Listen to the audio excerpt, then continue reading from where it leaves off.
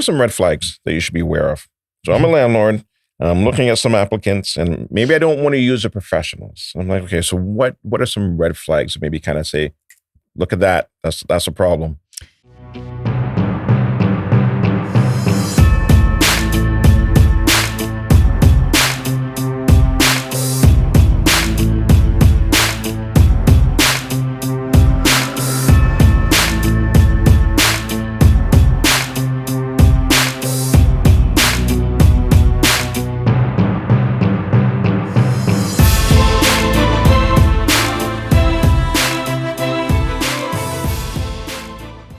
Simona, we are back, and this segment, we're going to be talking about Landlord and Tenant Board, one of your favorite subjects. It's my favorite subject. It is my absolute favorite subject. Yeah. And when people get into the real estate investing game, right, it's not an easy game.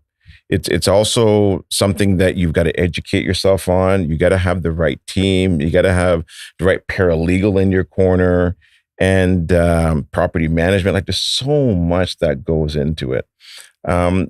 Why don't you maybe kind of kick it off and just tell us, like, what are you seeing right now in the market? Because things have shifted. They've shifted significantly. Rent prices have come down. Mm-hmm. Are you seeing issues come down? Are they worse? Are they better? What are you seeing?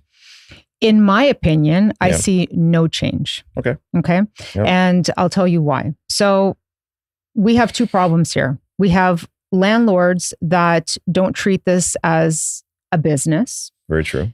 And we have tenants that know the system and are very, very, very well aware what they can get away with. And they can get away with stuff. Mm-hmm. And it's difficult because sometimes paralegals are put in the middle and you want to be the best advocate for the person who's your client, who's on the phone. But at the same time, you know that the board is going to have the final say. Right. And the reason why I completely said, you know what, this LTB, landlord and tenant process, I'm done with it, is because you don't have that control. You don't have that control of, that your client, whether it's the landlord or the tenant, is going to get their day in court, or it's going to end up the way it's supposed to end up. Mm-hmm. So let's say you're a landlord who decides, I'm going to buy this property. I'm going to rent it out. I'm going to make so much money on it. I'm not even going to worry about it. Right. They don't go and visit the property. They don't take care of the property.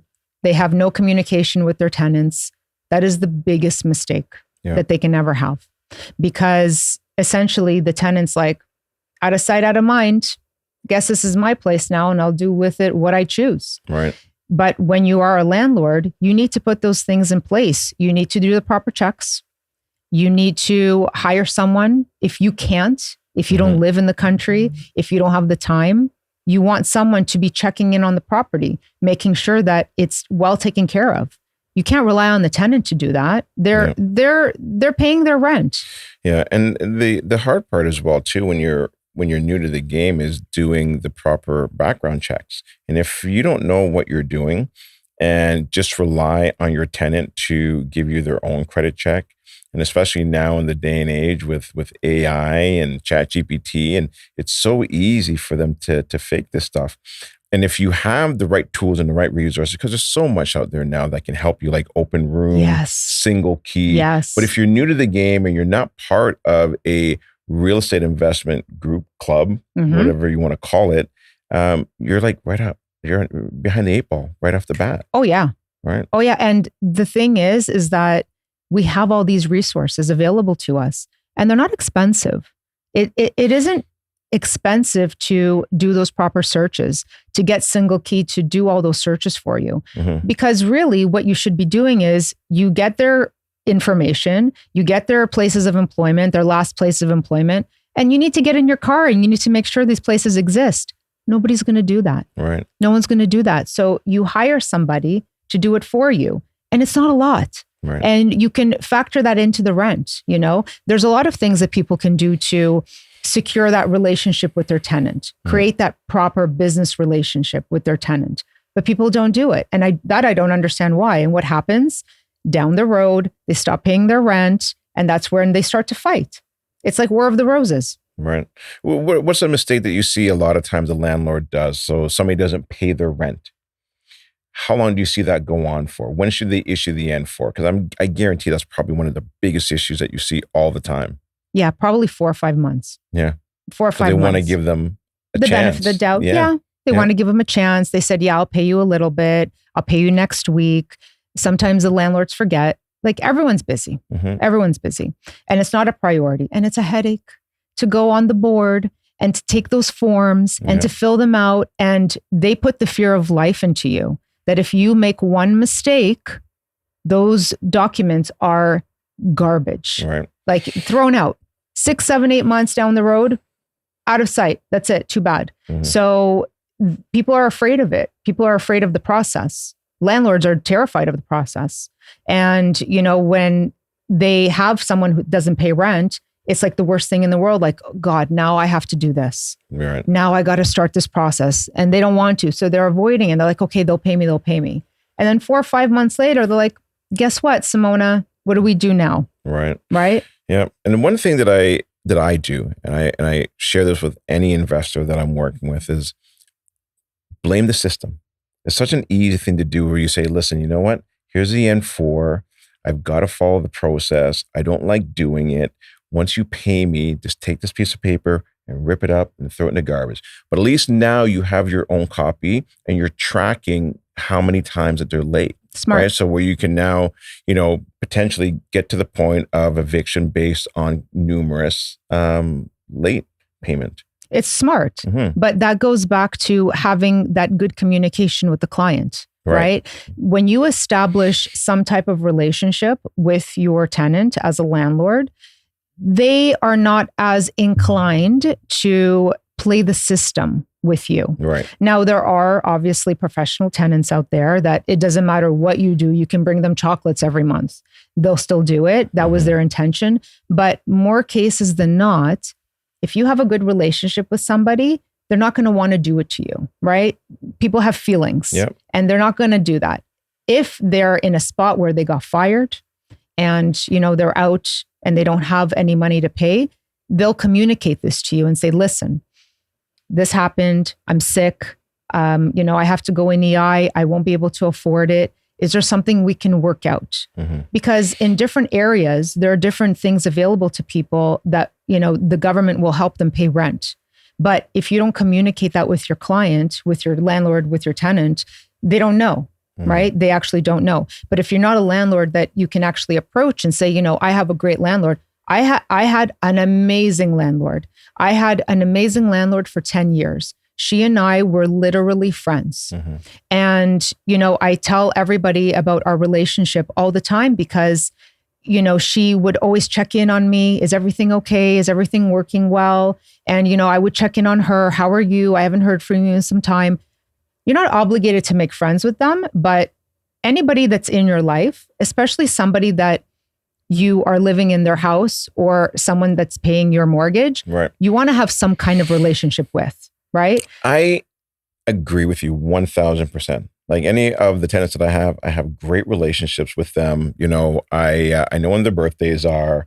You know, when they move in, I give them like a nice housewarming gift. At Christmas time, I'm giving them Christmas gifts, right? Sometimes I give them better Christmas gifts than probably their own family. Wow. You know, I'm giving them like $100, $150, right? So I treat them like gold, right? But I also treat it like a business, right? You know, I'm not saying like, hey, you got to invite them over to your house for barbecue, but at least treat them with respect, right? Because these are families. At the end of the day, they're families, they're a couple, and they're looking after one of your largest assets. So why would you just not have that open communication with them? It doesn't matter, whatever it is. Anytime there's been an issue, anytime someone's called me for advice, things like that, I always kind of go back to the beginning and I ask them. And there's always a breakdown of the communication or relationship at some point in the beginning. Right. It never fails. It never fails. So, you know, if you have a spouse, a boyfriend, a girlfriend, a child, and you guys don't talk and you guys don't see each other and, you know, what happens? The relationship dies. Right. That's it. Someone's going to break up with you. It's going to happen. It's inevitable. Right. This is the same thing. It's the same thing. You're supposed to put yourself out there. You're a landlord. As a landlord, you have an obligation to make yourself present, to make yourself known. How many people that are tenants have no idea where their landlord lives? That's actually the law. Right. Like you actually by law have to have your address available to your tenant. Like a service address. Of course. Yeah, absolutely. And I see it all the time. I have no idea what their address is. I have no idea where they are. I've never spoken to them before. How many realtors that are landlords have not gone to their property for a couple of years? Right. And it's not deserving, but it's the best thing to do. Fix it in the beginning. Yep. Avoid all these problems in the beginning. And I am seeing a lot less when it comes to the influx of landlord-tenant issues. It is getting a little bit lighter in terms of the volume. Now, we were like, about a year and a half behind, or at least a good year before we even got a hearing. What are we at now? Are we back down to 3 months? I think I've heard the last time. 5 months. About 5 months? I think 5 months, okay, so it's definitely getting better.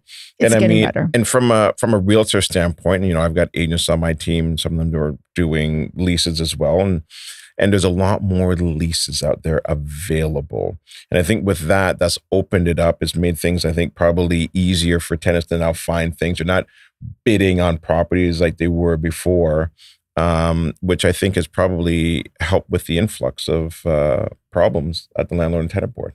Of course. The inventory is more. The prices are reasonable, right? The prices have also gone down.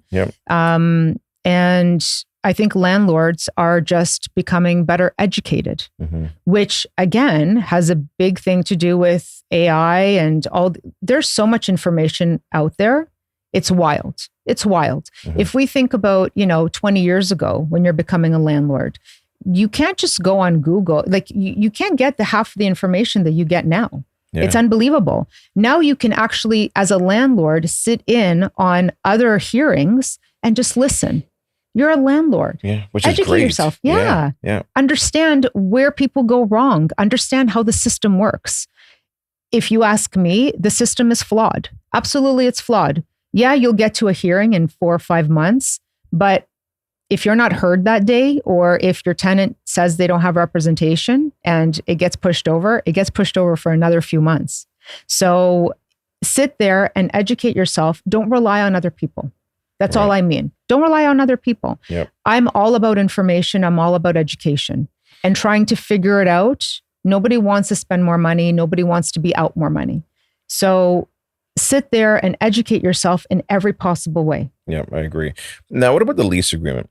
Typically, a landlord will do an agreement with their tenant for 1 year. Is there any benefit in doing that, or should you just do month to month?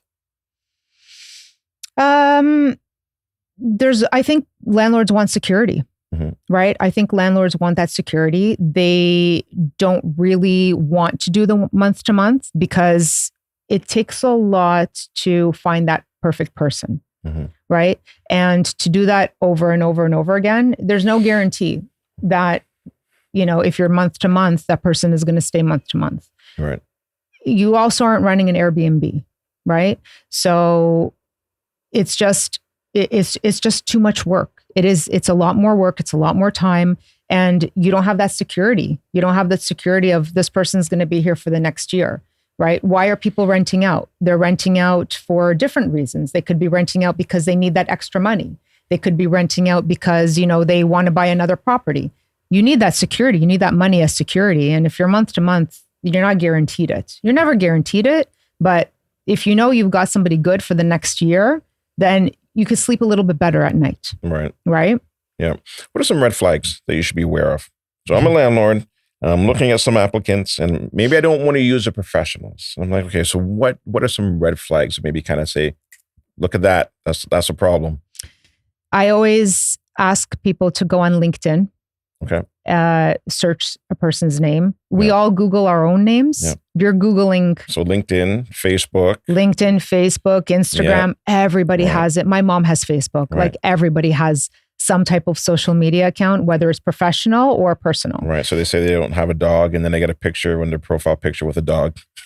3 dogs, right? 3 dogs and a chicken. Like you never know. 101 Dalmatians. Yeah. You never know. So always do that good Google search. Yep. Search their name. Definitely look up where they're working. Definitely give them a call.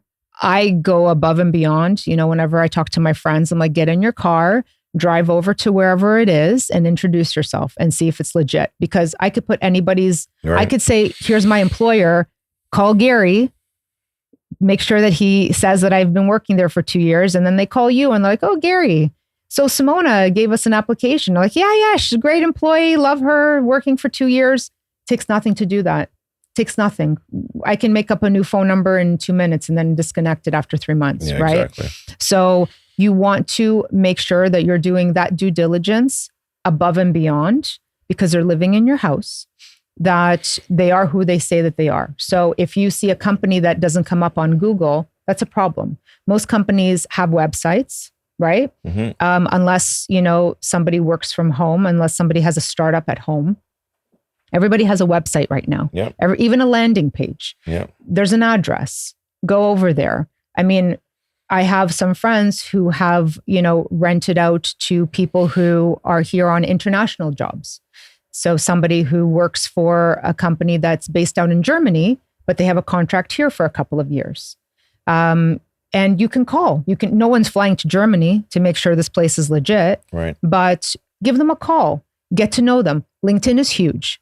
I didn't know this. I had no idea LinkedIn was this important, but LinkedIn is super important, especially when it comes to professionals and companies. Right. So you can always validate them through LinkedIn. Always.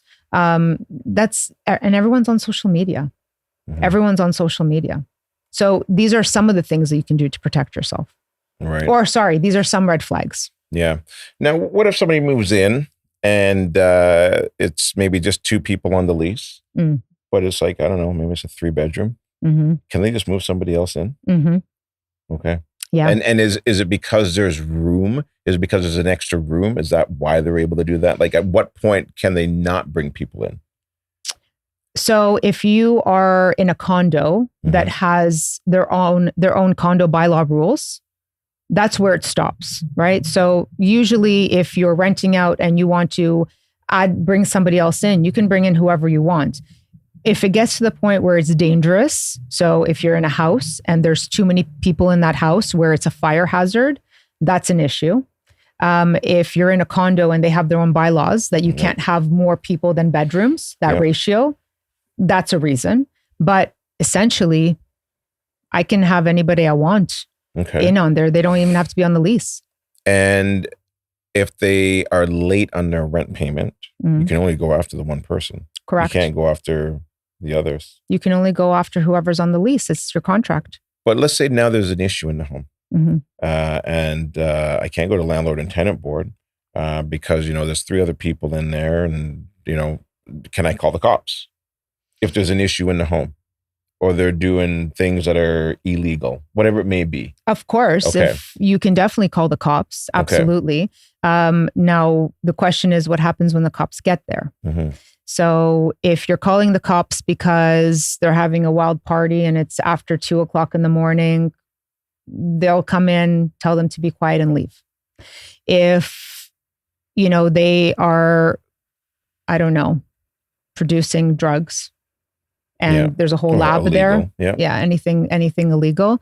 That's a problem. But I can't get that person out, you're saying, by the cops if I show them the lease agreement and their name is not on there. Oh no, the cops will say, sorry, this is a landlord-tenant matter. Really? Yeah. Interesting. It's got to be extreme. It's got to be to the point where someone is harmed or going to be harmed, that they will actually come in and do something about it. They won't even end, but that doesn't end the tenancy. That may remove the person for 1 to 2 days, but the tenancy is still alive. So you can't even re-rent it. You can't do anything. The only person that can end a tenancy is the tenant or the landlord and tenant board themselves. That's it. The landlord cannot end a tenancy, especially when you have, a 1-year contract. If it's a 1 year, but once it goes month to month, then, there's only 2 ways to end it, right? Either N12, where you are going to use it for your own personal use or family member, or the N11 where you both mutually agree to end the tenancy. Right. Or an N9 where the tenant's like, I'm good. I'm going to go. Yeah, I'm taking off. Yeah. I'm out of here. Yeah. But that still doesn't happen in 24 hours. Right. Now, should you be filing those, each one of them, with the Landlord and Tenant Board, or is just having it signed and filed away is good enough at home? So the N forms are filed with the L forms, right? Okay. So there's that two-step process. Yep. You have those, if you're a landlord, you have those N forms, yep. depending on what the situation is. If you're selling and you have a firm deal that you have to issue an N12, yep. you will issue the N12. So you'll serve the tenant, letting them know you have this many days. We're selling the house. Right. Sorry. Here's your compensation. Yep. And then you have to file the subsequent L form with the N form. You file those together. But the N form essentially is just a notice. Got it. It's just a notice. And so you file that, you pay your fees, what is it, $180, $200 or something like that. Now at least the Landlord and Tenant Board knows that on this particular date, the tenancy is ending. And at that, now when you do that, does that make it a little bit quicker also too, in case they don't leave, that you can now get the sheriff and file like another? No. Nothing's quicker. Everything is the process. Okay. So once you file that N12, you file the L form. Yeah. Then you're waiting for your hearing date. That's what happens next. But if we both agreed, well, that's if they fight it. That's if they fight it. If there isn't a hearing, okay. So you're given a hearing date when you file that N12. Okay, yeah, you're. That's and if they leave, then there's no need to show up to the hearing. If they leave, you'll withdraw it. Got it. The nice thing of what COVID did was that it allowed everything to be computerized on their database. Mm-hmm. And it's not that hard to use. And you can withdraw the form if you need to, right? It's pretty quick. Yep. So everything gets uploaded there. Everything gets changed there. Both parties can see everything that's uploaded. You have to do your due diligence to make sure that you serve the other party, not just rely on the system to make sure that they see it. But everything is there. So it's just as fast as you upload, you can always take it out. Got it. And so even for the N11, you'd also go for a hearing date as well too. If they do leave on the date, you just cancel it. N11, everyone wants them to leave on that date. Yeah. Everyone loves the N11 and they're so happy when it's signed. Yeah. But when it comes to that day, did they leave? That's a big thing. So always be going for the hearing date. I think so. For both, right? Absolutely. And then you can always withdraw it. Absolutely. Because it saves you time. Mm-hmm. The money is exactly the same. Right. The money is the same in terms of what your out-of-pocket costs are, but at least it saves you the time of starting late in the game because you're already, 2 months, 3 months into it. And that's money. Yeah. That's a lot of money. Some people are, paying $3,000 to $5,000 a month on rent. It's a lot of money. Yeah. That people are strapped. Apples are expensive these days. Yeah. So you don't want to be paying for somebody else's rent, especially if you're selling your house and you need to have the tenants leave by that day. You want your deal to fall apart because your tenants won't leave and won't give vacant possession. That is a nightmare. Right. A nightmare. And a really good clause for anybody who's listening is you want to put something in there that also says that you can also extend the closing date by X amount of days mutually agreed to. Yes. Because in case of something like that happening as well too, right? Yeah. And that's because people are just afraid of the climate of the board. Mm-hmm. And it's really, you're hoping you get heard that day. You're hoping the person moves out. You're hoping a million different things, and you're banking on all of these things on this specific closing date. And then what happens? What happens if, a day or two before they're like, we're not leaving? Right. What do you do? Yeah. Right. And then you have someone who's buying that's also sold. There's a trickle effect to all of this because it's not always so perfect. You have different transactions happening at the same time. So how do you make it perfect? You can't. Right. You have to go into it thinking this may not be perfect. So what can I do to protect myself? Yeah. And talk to the right people. Educate yourself. Realtors are amazing these days when it comes to landlord tenant. And and speaking of that as well too, one of the things that my team is doing now, I've actually started like a leasing team. Mm-hmm. is with so much inventory out there, a lot of property management companies are having a more difficult time on getting some of these properties rented out just by using Kijiji and Facebook, that we're now listing their clients' properties on MLS. Wow. So then now you're getting that much more people looking at your properties, more realtors that are going in there. And a lot of times when realtors are running around, not always, but many times, they typically have done some of the legwork to actually, screen that tenant, get their credit report, pay stubs and all that. But again, very important. Not all of them. Yeah. Right. Yeah. But it just gets more visibility out there for you as well, too. Which is brilliant. Yeah. It's brilliant because you're also opening it up to a different type of market, right? Kijiji is a free source. Yeah. And anybody can see it. And not everybody will see it. Don't go on Kijiji personally. Not for any other reason, but I probably wouldn't meet up with somebody to buy something. That's just, I wouldn't. Right. I would peruse something like MLS because also free for the consumer to sit and just to take a look.